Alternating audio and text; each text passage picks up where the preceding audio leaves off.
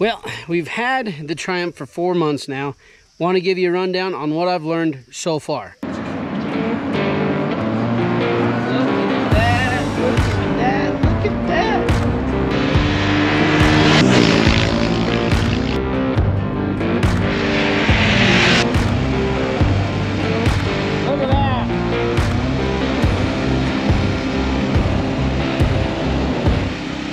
The very first thing, the absolute first thing is this bike is a ball.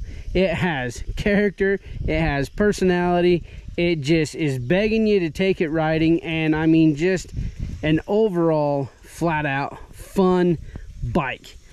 Now, I've got just over 850 miles on it, and a few things that I want to talk about. First, the 600-mile service on this. When you're riding the bike and you're putting your first 600 miles on there, as you're revving the bike up, when it's in the break-in mode, your tack right here, it will start flashing when you get about 6,500 RPM, letting you know, hey, you need to shift. You're taking the bike a little bit too high in the rev range. For the first 600 miles, it'll do that. After that, it'll actually allow you to rev up quite a bit more, but there's going to be a wrench right here on the bottom of your dash. Now that wrench is an indicator saying, hey, you need to get that 600-mile service done. This is now the time to take care of it. So for me personally, I like doing work on all my bikes by myself. I have found that there was not a way for me to turn that light off. So the only way to get it off of there was to take it up to the dealership, have them turn it off and reset it for me, and then I bought my parts up there so that I could do the service on this, which is going to be a future video. So if you haven't already, subscribe and follow along. So I went up to the dealership, and their labor rate is $125 an hour, which I don't know if that's a lot, I don't know if that's little, whatever. But in order for them to turn that light off, they said, okay, well, we're going to charge you $31.25. Well, I don't have any other way to turn it off. Let's do it.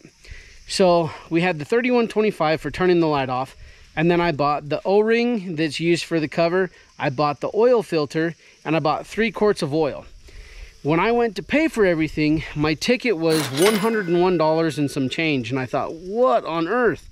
So $31.25 to have the light turned off, 68 cents for the O-ring, and then almost $9 for the oil filter, and then $18 a quart, 3 quarts of the Castrol Power 1, which is Castrol's motorcycle oil, $18 a quart. And I thought, holy cow, okay.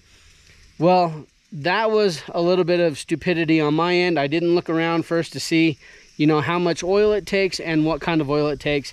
So just a quick Google search, I was able to find that Castrol Power 1 for about $11 to $12 a quart, depending on which auto parts store I went to. When you get the bike and you don't like to do service yourself, or you don't feel confident in doing the service yourself, you can take it to the dealership, but just wanted to give you a forewarning, just kind of what to expect price-wise. Now, I've got a buddy who bought one also, and he took his into the same dealership I did to get his done, and it was over $425, I think, to do the 600-mile service on the bike. So if you're going to be buying one of these, just so you know kind of what to expect when you're going in for that first initial service, and maybe the services afterwards. I have not laid this bike down. I have not hit anything with it. I have not done anything crazy with it. I have been on dirt roads. I have ridden 2-up. I have ridden the highway with it. I've ridden all over the place with it. But I came out one day and my tail light was broken. It was just dangling. So I put the tape on there, try to hold it together. Obviously, not the best engineering right there on my part using tape, but I'm gonna get something to fix it. Now, the other thing that I found with that is that one turn signal, talking to the same dealership where I had this stuff done, one turn signal was $102. And I was like, well, I'll see if I can find a tidy tail kit for it. I haven't really found one just yet.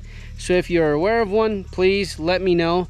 But just, I was like, well, I probably am like the redneck cousin to all these, You know, you look at the gentleman's ride and stuff that Triumph puts on, I almost feel like I'm like the black sheep of the family here. So outside of that, I love this bike. It is so much fun. That 400cc single cylinder, I mean, it pulls strong, it runs smooth, it feels good, it pulls me and a passenger up canyons just fine.